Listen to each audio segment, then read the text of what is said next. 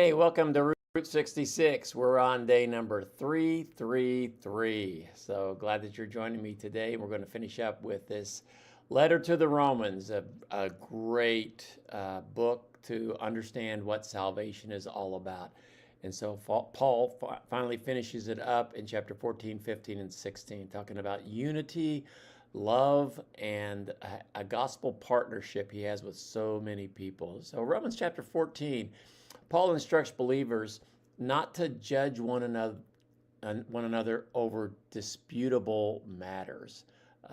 He talks about food, special days, personal convictions. Boy, that is so applicable today. We divide over issues that the Bible doesn't divide us on. Each believer is answerable to the Lord. And yes, we have the Bible that gives us so many things of to do and not to do, and then principles on how to judge other things. But we need to be careful that we don't think that we have to answer to other people's opinions. We have to make sure that we please God. The goal is peace, love, and not causing somebody else to stumble.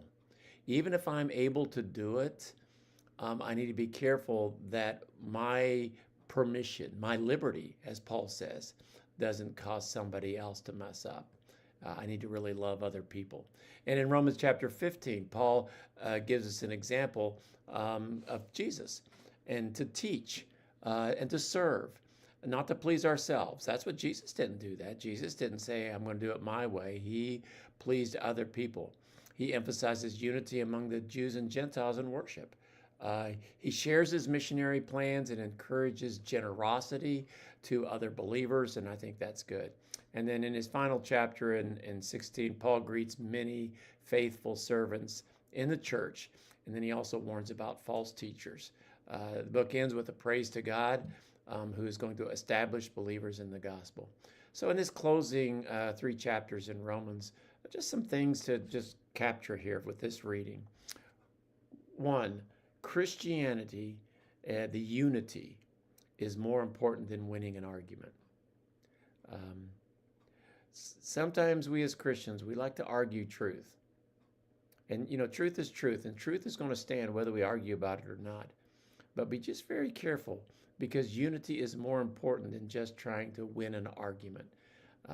A second lesson that we learn from here is strong believers use their strength to serve, not dominate. Jesus, the strongest spiritually person, used his strength to serve. And those that are strong should help those that are weak and serve them. And in a third lesson, the gospel creates a family of diverse people that work together for Jesus.